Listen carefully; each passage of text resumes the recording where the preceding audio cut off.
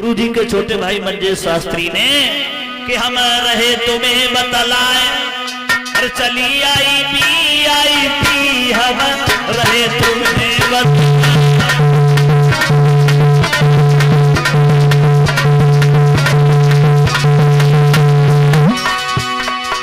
कैसी वीआईपी चल रही है, बहुत बढ़िया बारी कपड़ा सलवान जाओ तो वीआईपी।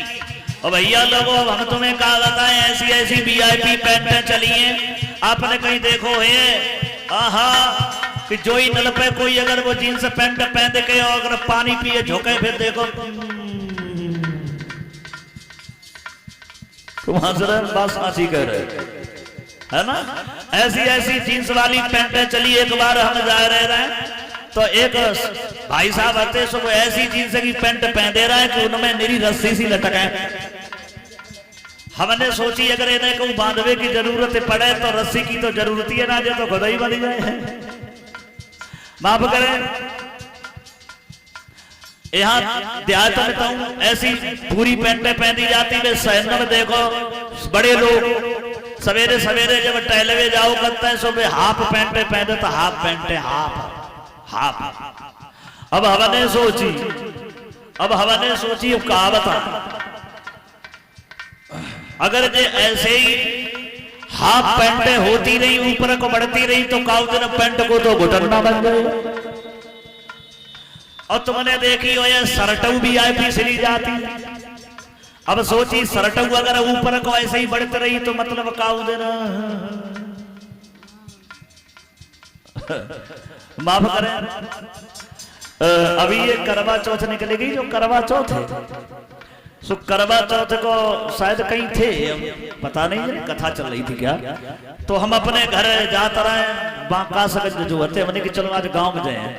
सो वहीं के चले सो उनको फोन आएगा हमारी श्रीमती को बोले ओ कहाँ जा रहे हो। आज गांव जा रहे हैं। अरे माल बनाया आज हम कहा है। मैंने कहा है क्या भोले बन रहे पता नहीं क्या। अरे हमने की करवा चौथ है। अरे साल में एक ही बार पूजा होते सो का एक हो दे साल में एक ही बार होते पटा बैठा रे खवाओ जाते आदमी पूरी साल लड़ाई नहीं हो एक ही बार पूजा करते हो साल भर एक हमने की जेऊ का एक हो दे मतलब साल बाद तो नंबर हुआ उस भैया हम सीधे फिर वहीं को गाड़ी घुमाए दे। अब गए घर सुबह दौरे परी है ऐसे ही चले आए। मैंने की मिठाई को डब्बा ले आए और कहा जरूरत है। बोले ऐसे कैसे दुकान से जाओ बढ़िया सी साड़ी कीमती लेके आओ। अब भैया हम डरे गए अगर साड़ी ना पहने तो फिर मतलब नाराज हो जाए। सो हम गए और कासगंज मार्केट तो बहुत बढ़िया है। सो हम भैया गए वहां सो एक दुकान पहुंचे सो एक बहन जी खड़ी रही जीन्स पैंट पहने और बढ़िया सी शर्ट पहने खड़ी रही। सो हमने जाए के बखा पे हाथ धर लो और मैंने धीरे से कही भाई साहब थोड़ा हट जाओ हमें भी ले लेने दो। सुबह पीछे मुड़ी और दौरे परी पागल कहीं तुम्हें हम भाई साहब लगते हैं। अरे हम बहन जी और जो हमने ऊपर से और नीचे ले देखो सोई हमारी हवा नहीं करी। अरे माफ करना बहन जी गलती हो गई। अब हम दूसरी दुकान पर डर के मारे पहुंचे वहां वैसे जींस पैंट पहनते और शर्ट पहनते को भाई साहब खड़े रहा। सो मैंने धीरे से कही बहन जी थोड़ा साइड में हो जाओ हमें सुबह दौर परे पागल हो हम बहन जी भाई साहब चुप्पा लौटे आए। हम अपनी उन पे दौर परे का मरवावेगी पिटवावेगी का तू ले तो हम तुम्हें क्या बताएं ऐसी ऐसी वीआईपी है इस भारत में। शादी ब्याह हो फिर देखो तुम वीआईपी दूल्हा सज के जाते ब्याह की याद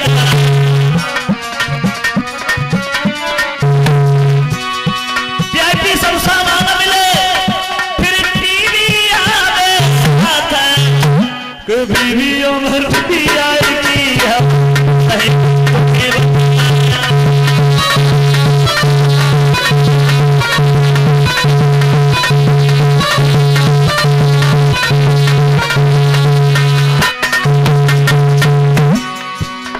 सब वीआईपी सब काम वीआईपी। शादी ब्याह में देखो अगर आप शादी में जाओ तो वो कौन सा सिस्टम चलता है ढोगा सिस्टम चलता है वो गिद्ध मारो भोजन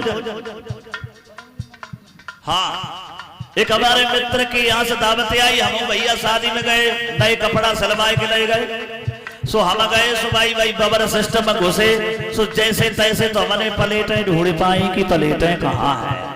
अब हाथ हम प्लेट पकड़े के जौले टेबल ले जाए तौले खाना खत्म, दूसरी टेबल में पहुंचे बहु खत्म, पूरे सिस्टम घूमे आए, खाए वे को कछू ना मिलू। एक बड़े बूढ़े राय वे खाली प्लेट पकड़े खड़े रहे, सो हमने पूछ दई बाबा कछ खाए वे को मिलो। बोले लला आहा, बोले का मिलो, बोले धक्का मिल रहे हैं, खड़े खड़े खा रहे हैं, सो तुम खाओ। तो कहने का मतलब है कि जब वीआईपी के चक्कर में बड़े बूढ़े को तो नंबर ही ना आता।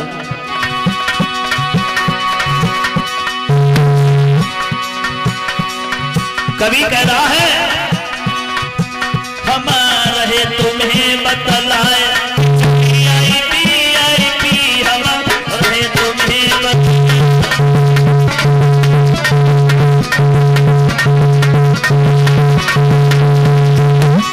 चाहे अमीर हो चाहे गरीब हो बन रहे सब वीआईपी, चाहे अमीर हो चाहे गरीब हो बन रहे सब। अरे दिनभर घूमे बोलिया खर्चा है वीआईपी, ना खाए वीआईपी।